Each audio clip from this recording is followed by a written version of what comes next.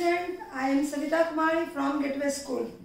आज मैं क्लास 5 के बच्चों को खिलौने वाला चैप्टर 3 जो क्लास 5 के बच्चों के हिंदी के बुक में दिया हुआ है खिलौने वाला, उसके बारे में पढ़ूंगी। पहले आप लोग बताइए, खिलौने वाले का जब नाम मैंने लिया तो आपके दिमाग में किसका चित्र बना? एक आदमी का, और वह अपने साथ एक डंडे पे बहुत सारे खिलौने नुमा आकृति के वस्तुओं को लेकर घूमता है और बच्चे दूर से ही देखकर उसकी ओर आकर्षित होने लगते हैं। तरह तरह के खिलौने उसके पास होते हैं और सभी बच्चों का पसंद अपने अनुसार होता है और वो उनमें से अपने खिलौनों को ढूंढने के लिए उसके आगे पीछे घूमने लगते हैं। तो इस प्रकार खिलौने वाले को देखकर हम लोग बहुत प्रसन्न होते हैं। चलिए, खिलौने वाले कविता में बताया क्या जा रहा है।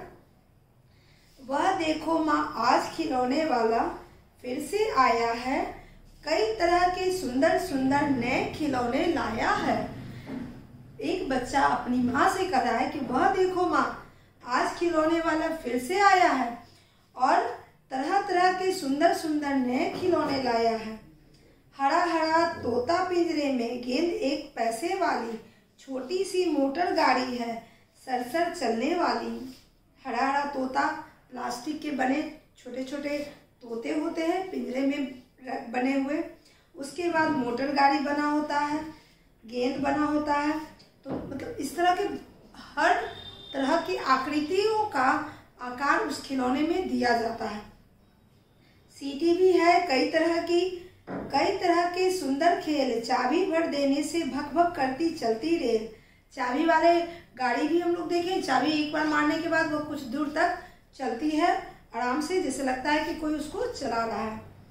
गुड़िया भी है बहुत भली सी, पहने कानों में बाली, छोटा सा टी सेट है, छोटे छोटे लोटा थाली। हम लोग देखे होंगे बच्चे, दीपावली में हम लोग पुलिया चुकिया के लिए जो बाजार से छोटे छोटे बर्तन, प्यारे प्यारे बर्तन जो लाते हैं खरीद कर, प्लास्टिक के, मिट्टी के, एल्युमिनियम के, स्टील के, और उससे खेलते हैं। तो वो सभी एक पैकेट में सब भरे हुए होते हैं। उसमें आपके किचन के सारे सामान, गैस स्टोव से लेके एक गिलास प्लेट तक बने छोटे छोटे आकृति के बने उसमें पैक रहते हैं, यानी कि उसको किचन सेट कहते हैं बच्चे उसको। लोटा थाली तक होता है। छोटे छोटे धनुष बाण है, छोटी छोटी तलवार, नए खिलौने ले लो भैया, जोर जोर वह रहा पुकार।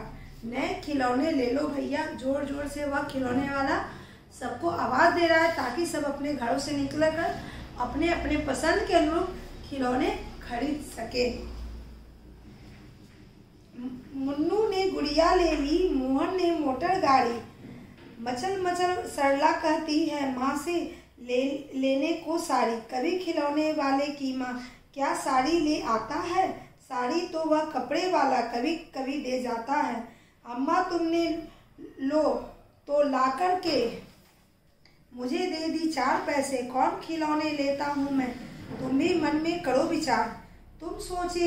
तुम सोचोगी मैं ले लूँगा तोता बिल्ली मोटर रेल, पर माँ यह मैं कभी न लूँगा, ये तो है बच्चों के खेल। यानी कि वह बच्चा अपने आप को बड़ा बता रहा है। ये तो है बच्चों के खेल। मैं तलवार खरीदूंगा माँ, या मैं लूँगा तीर कमान, जंगल में जा किसी तारका का मारूंगा राम समान। यानी कि मैं तीर कमान लेकर जंगल में जाकर राम के जैसा किसी हिरण या किसी जानवर को मारूंगा या वध करूंगा। तपसी यज्ञ करेंगे, असुरों को मैं मार भगाऊंगा। मैंने सन्यासी लोग हैं, जो तपस्वी लोग हैं, उन्हें यज्ञ करने दूंगा, और जो राक्षस लोग हैं जो उन्हें तंग करते हैं, उन्हें दुख पहुंचाते हैं, उन्हें मैं मारूंगा। यूँ तो कुछ दिन करते करते रामचंद्र बन जाऊंगा, यही रहूंगा कौशल्या मैं, तुमको यही बनाऊंगा। मतलब मैं राम बन जाऊंगा और आप कौशल्या माँ बन जाएंगी, क्योंकि भगवान राम की माँ का नाम क्या था? कौशल्या। तो वो अपने आप को राम और माँ को कौशल्या बनाने की कल्पना कर रहा है वो बच्चा। चलो, तुम कह दोगी बन जाने को हंसते हंसते जाऊंगा, पर माँ बिना तुम्हारे बन में मैं कैसे रह पाऊंगा।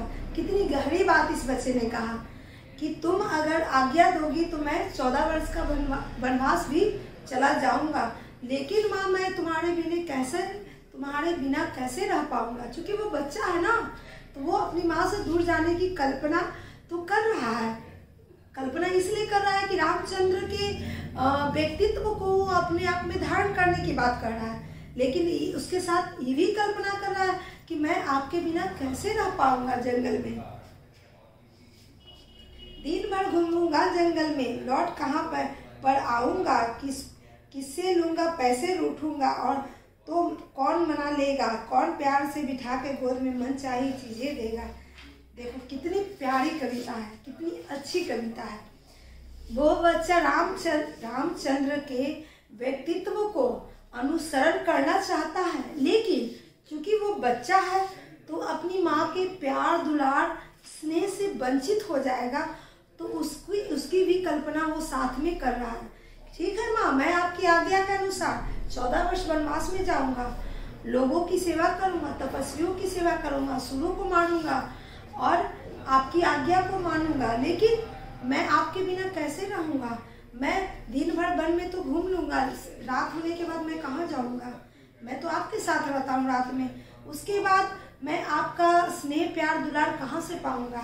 मैं रूठूंगा तो मुझे कौन मनाएगा। यानी कि वह अपने वात्सल्य प्रेम अनुभूति स्नेह को अनुभव करते हुए इस बात को अपनी माँ के सामने व्यक्त कर रहा है। इस खिलौने वाले कविता में वह बच्चा बहुत गहरी गहरी बातें हम लोगों को सिखा रहा है, नहीं कि किस तरह एक खिलौने के माध्यम से वह बच्चा अपने अंदर उस व्यक्तित्व को धारण कर लेता है। एक धनुष तीर लेकर वह राम जी बनने की कल्पना कर रहा है। सोचिए कि वह रामचंद्र जो विष्णु जी के अवतार थे और उन्होंने पृथ्वी पर जन्म लेकर दुष्टों का संहार किया और धर्म की स्थापना की, तो इस प्रकार उस खिलौने वाले के खिलौने के माध्यम से एक बच्चे ने इतनी बड़ी बात, इतनी गहरी बात बताई, जिसे हमें काफ़ी सीख मिलता है कि हम खिलौने तो लेते हैं लेकिन उस खिलौने के गुण को अपने जीवन में नहीं अपनाते हैं। अगर हम धनुष खरीदते हैं तो शरारत करने के लिए नहीं, बल्कि उनकी धनुष की महत्ता को, उनके महत्व को समझते हुए अपने जीवन में धारण करना चाहिए। तो इस कविता के माध्यम से आप लोगों ने बहुत सारी बातों को समझा और सीखा कि हर खिलौने के पीछे एक महत्व होता है और उस खिलौने को सिर्फ अपने मन को बहलाने के लिए नहीं लेना चाहिए, बल्कि उससे कुछ ना कुछ सीखना चाहिए, अपने जीवन में धारण करना चाहिए, अपने अंदर परिवर्तित करना चाहिए, अपने आप को उससे जुड़ी बातों को सीखना चाहिए। चलिए, आज की वीडियो के लिए क्लास 5 के बच्चों को इससे जुड़े सवाल तो बनाने होंगे ही, उसके लिए मैं कुछ बताऊंगी, समझाऊंगी, बोर्ड पे लिखूंगी नहीं, क्योंकि क्लास 5 के बच्चों आप खुद से इसको बना सकते हैं। कविता समझ गए हैं?